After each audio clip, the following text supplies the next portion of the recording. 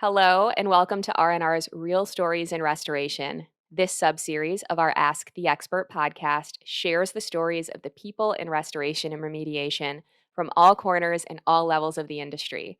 I'm your host, Valerie King, R&R's editor-in-chief, and I'm joined today by Brett Lawton, CEO of Lawton Construction and Restoration, which is located in Newcastle, California.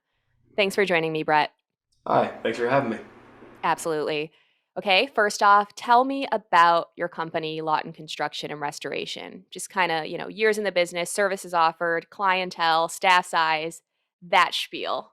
Understood. Founded in 1977 by my father. I took over as CEO in 2006. At that time, we were probably about two trucks, one location. Since then, we've grown to three locations. We service Nevada, Northern California, and the East Bay. About 130 employees currently. Services provided: GC contractor, restoration contractor, textile contractor, abatement contractor. So if we break that down by division, GC contractor is going to be full general construction, remodel work, build back, new construction. On the restoration side, it's going to be water mitigation, fire restoration, smoke and odor mitigation, bio cleanup, asbestos abatement, mold abatement, etc., etc. On the textile side, you're going to have pack out, pack in, smoke damage, odor control, textile restoration, art restoration. That's it. Wow. Meaningful growth over the years and a nice array of service offerings, not to mention locations. And employees. Yeah. Very nice. And Okay. complex. Yes. Okay. So obviously, your CEO, as I mentioned, different CEOs sometimes have a different kind of focus. Some are more ingrained in the day to day. Some are more have had an opportunity to back it up and focus more on strategy. Some play in between. Curious if you could sum up for me your high level objectives and maybe even a little bit about what your day to day tends to look like as CEO. Sure. Well, when I first took over, I was definitely a working CEO. I was in the field. So my role as CEO has adapted from having two trucks to now 60, 70 trucks. It's much different. Um, from a mental state and from what I like to do, I'm an ops guy. I like operations. My new role here is leadership. So it's a journey for me learning how to lead my executive team, how to hold them accountable, how to do our quarterly priorities, our yearly priorities, go over our financials, which is much different than in the past when I'm leading the troops in the field, walking job sites. So that's kind of been my growth trajectory has been that. That's my journey. Very Um, good. I kind of forgot what the second part of that question was. Yeah, you kind of touched on both aspects, but the second part was really what your day to day looks like now. Gotcha. Okay, I'll start with that. So day to day for me, for the most part, we have our daily huddles where I meet with my executive team, my CFO, my CEO, sorry, my COO, my recon manager, my ES manager. We hold a morning tailgate meeting. We go over priorities. Weekly, we have an executive meeting.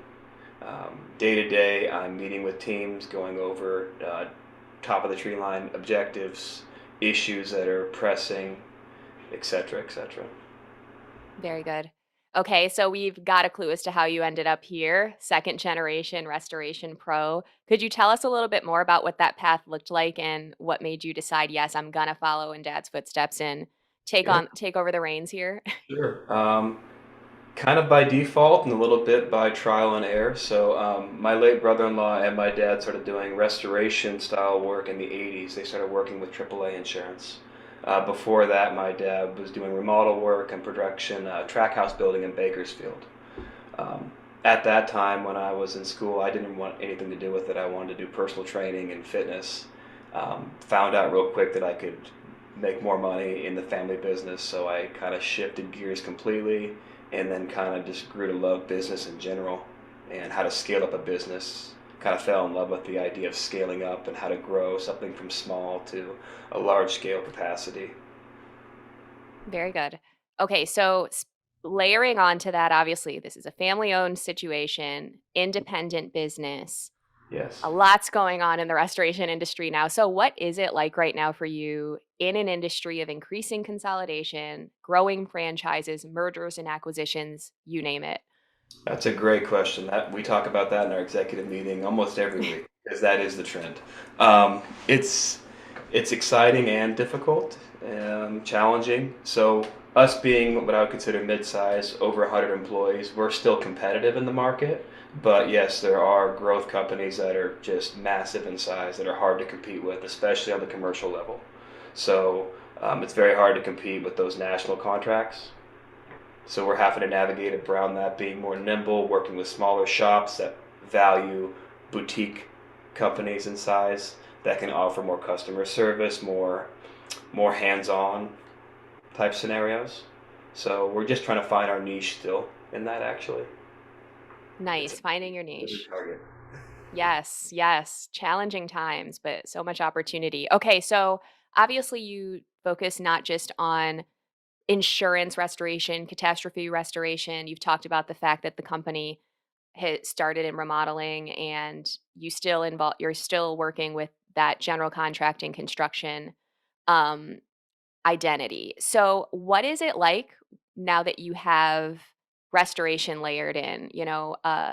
Can you speak to why you offer both of those and kind of what that ends up being like? Does how it serves you? Maybe there are challenges with both. There are definitely challenges to offering multiple trades. The complexity is insane. So every time you do a new trade, it's not just twice as hard, it can be 10, 15 times harder because of the layering of it.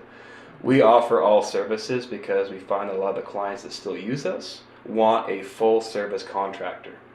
A lot of bigger shops are just restoration only. They don't offer the build back service, or they can't do the pack out, or they're not asbestos certified. So there are still certain clientele that value that in-house shop that can do it all. It is a trend. We're seeing both ends of the spectrum where some don't really care and some do. We're going after the companies that do care. So back when we were only doing general construction, I mean, it was very one-dimensional, and we're missing out on a lot of the restoration work that comes in because it's very synergistic. Tree hits a house, you have framing damage. Normally something's leaking.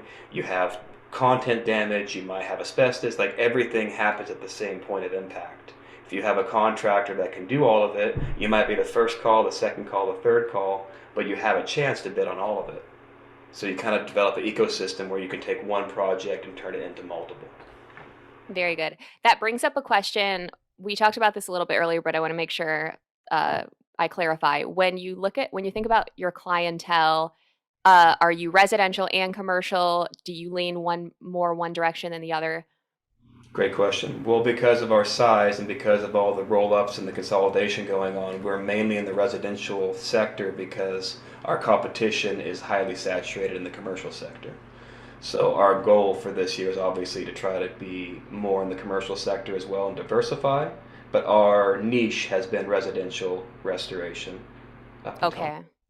Very good. Residential restoration. So that means, in the grand scheme of things, service wise, you're leaning more restoration than general contracting. You truly are like a restoration We business are that does. 50, we are 50-50. So in the industry, when you say restoration, now most insurance companies, they're expecting you to put it back together as well.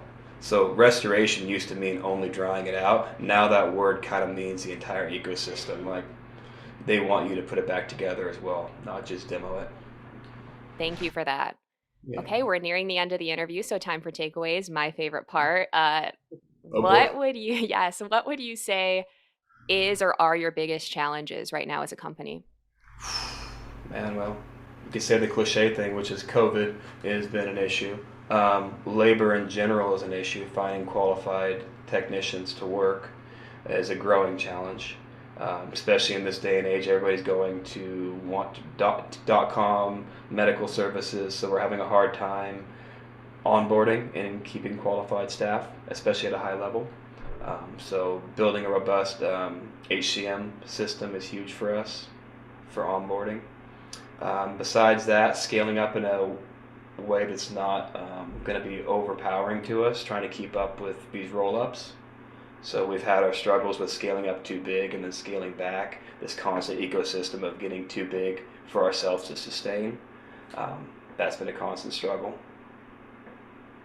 Very helpful to know. Yes, sounds like a shared set of challenges for sure. I'm sure. So biggest lessons you've learned over the course of your career in restoration? So, biggest lessons learned in restoration, especially since we're working for multiple clientele, insurance company, and the homeowner, is not to push against the hand that feeds. So, as rules and regulations change, either from the insurance carrier or the CSLB or the Nevada License Board, instead of pushing back, we've found ways to try to adapt and work within the price range that we're given. That's been a big struggle of ours. A lot of restoration contractors probably feel the same as me. There was a big trend in pushing back on pricing, pushing back on these rules that are kind of handcuffing us on pricing. We fell into that for a little bit and then decided instead of pushing back, just to adapt and realize that we're not going to change the system, we have to work inside of it. And I think that's kind of more mainstream thought process for bigger companies too. Not trying to push against the system, but find a way to make money inside the ecosystem already provided. Thanks for that. Yeah, pricing is absolutely always a hot topic. hmm Uh, what sources do you turn to for inspiration and education? So for me personally, in my new role, I lean heavily on my business coach. A lot of audible books, a lot of, obviously all the cliche ones, scaling up, good to great. Just those are on auto repeat for me whenever I'm having a bad month or a bad year, or bad day. Sounding board my executive team, just being transparent.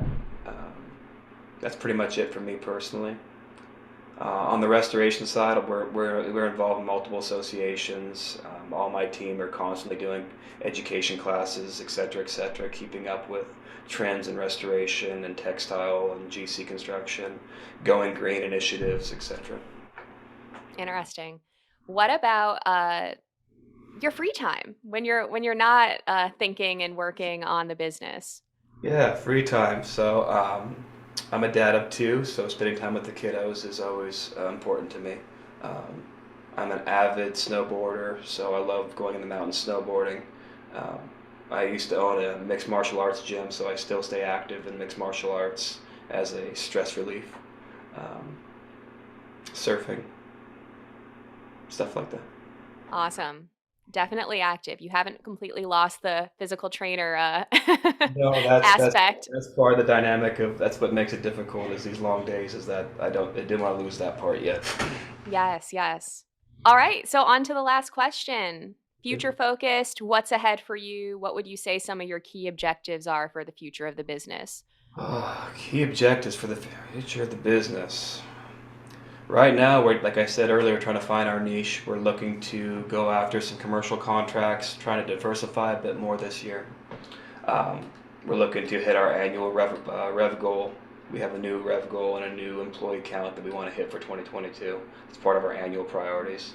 That's going to be a big one to hit. And then still staying nimble and competing with companies that are doing these roll-ups. Awesome. So we're recording in this in the beginning of 2022. It sounds like you are involved in you are engaging in an annual planning Yep. uh Yep. session or Yep. situation. We do quarterly offsite meetings. Yeah, we call Very them. nice. Good to know. Yep. All right. Anything to add before we sign off? Can't think of anything. You think you touched on all the topics. Very good. Okay, well, thank you so much for your time and insight, Brett. Before we go, I actually do have one more question, and that is where can listeners go to connect with you or learn more about Lawton Construction and Restoration? So we have our website, which is lawtoncr.com. On there, we also have our own YouTube channel. Our social media team has quite a bit of stuff going on Facebook, Instagram, just all your main social media outlets. Very good. All right. Thank you again. Yes, thank you as well. Of course. All Thank right, you. listeners and viewers, for more insights on restoration, remediation, and the people behind it all, visit our website, randrmagonline.com, Apple, Spotify, or YouTube. And if you haven't yet, be sure to follow the podcast, and that's how you'll keep up with our latest episodes. And if you could give us a quick review and rating, we'd so appreciate that. Also, feel free to share us with colleagues who'd find this info valuable. We're also on LinkedIn, Twitter, and Facebook, so we invite you to follow us there too. Last but not least, if you're interested in sharing your real story in restoration, no matter where you sit in the industry or world or your level, please reach out to me at kingv@bnpmedia.com. This has been R&R's Real Stories in Restoration. Thank you for listening.